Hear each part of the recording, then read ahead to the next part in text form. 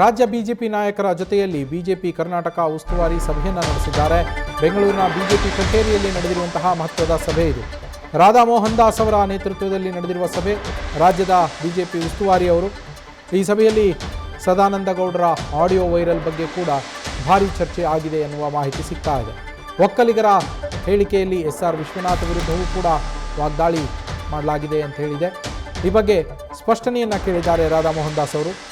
ಸಭೆಯಲ್ಲಿ ರಾಜ್ಯಾಧ್ಯಕ್ಷ BY ವಿಜೇಂದ್ರ, ಮಾಜಿ CM DV ಸದಾನಂದ ಗೌಡರು ಕೂಡ ಭಾಗಿಯಾಗಿದ್ದರು. ಎಲ್ಲ ಬಗೆಹರಿದಿದೆ, ಉಸ್ತುವಾರಿಗಳು ಕರೆದು ಮಾತನಾಡಿದ್ದಾರೆ ಅಂತ ಹೇಳಿ ಸಭೆ ಮುಗಿದ ಬಳಿಕ ಸಂಸದ ಡಾಕ್ಟರ್ K ಸುಧಾಕರ್ ಹೇಳಿಕೆಯನ್ನು ನೀಡಿದ್ದಾರೆ.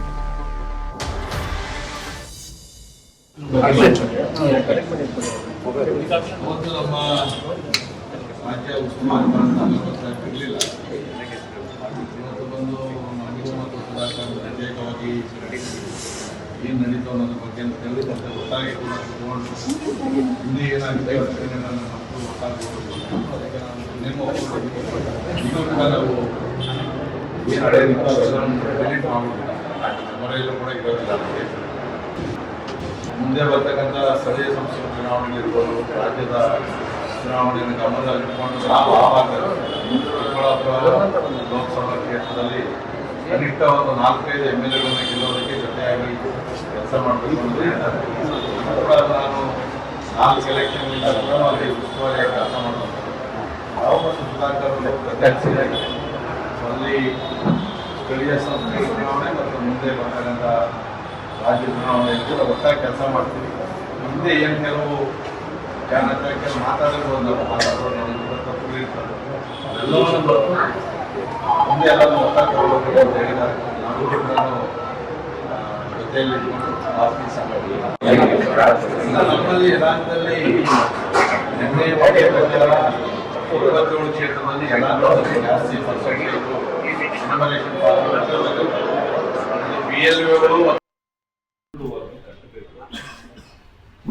ಪರಸ್ಪರ ಏನೇ ಭಿನ್ನಾಭಿಪ್ರಾಯಗಳಿದ್ರು ಕೂಡ ಅದು ಪಕ್ಷದ ಮೇಲೆ ಅದು ಪ್ರಭಾವ ಆಗಬಾರದು,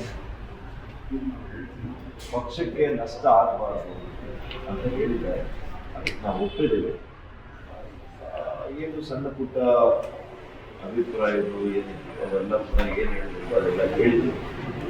ಒಟ್ಟಾರೆಯಾಗಿ ನಾವೆಲ್ಲ ಕೂಡ ಪಕ್ಷದ ಒಂದು ಅಡಿಯಲ್ಲಿ ಪಕ್ಷಕ್ಕೆ ಯಾವುದೇ ರೀತಿ ನಷ್ಟ ಆಗದಂತೆ ಸದೃಢವಾಗಿ ನಮ್ಮ ಕಾರ್ಯಕ್ಷೇತ್ರದಲ್ಲಿ ಕಾರ್ಯವ್ಯಾಪ್ತಿಯಲ್ಲಿ ಹೇಗೆ ಸಂಘಟನೆ ಮಾಡಬೇಕು, ಹೇಗೆ ಪಕ್ಷವನ್ನು ಒಳ್ಳೆಯ ರೀತಿಯಲ್ಲಿ ಕಟ್ಟಬೇಕು ಅನ್ನೋದ್ರ ಬಗ್ಗೆ ಹೆಚ್ಚಿನ ಅಂಶಗಳು ಚರ್ಚೆ ಆಗಿದೆ.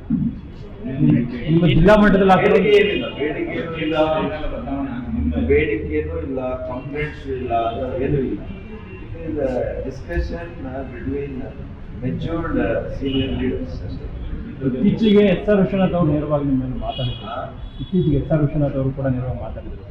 ಅದ್ರ ಬಗ್ಗೆ ಎಲ್ಲ ಮಾತುಕತೆ ಆಗಿದೆ. ಎಲ್ಲ ಕೂಡ ಸರಿ ಹೋಗುತ್ತೆ. ಬರುವಂಥ ದಿನಗಳಲ್ಲಿ ಪಕ್ಷವನ್ನು ಸಂಘಟನೆ ಮಾಡುವಂಥ ಸಂದರ್ಭದಲ್ಲಿ ನಾವೆಲ್ಲ ಕೂಡ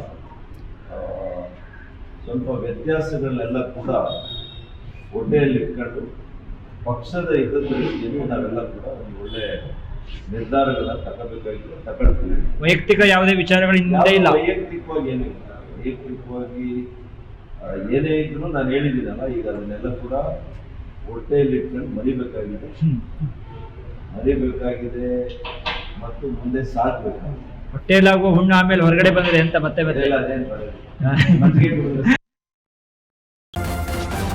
ನ್ಯೂಸ್ ಫಸ್ಟ್ ನಿರ್ಭೀತಿಯಿಂದ ನಿಮ್ಮ ಪರವಾಗಿ.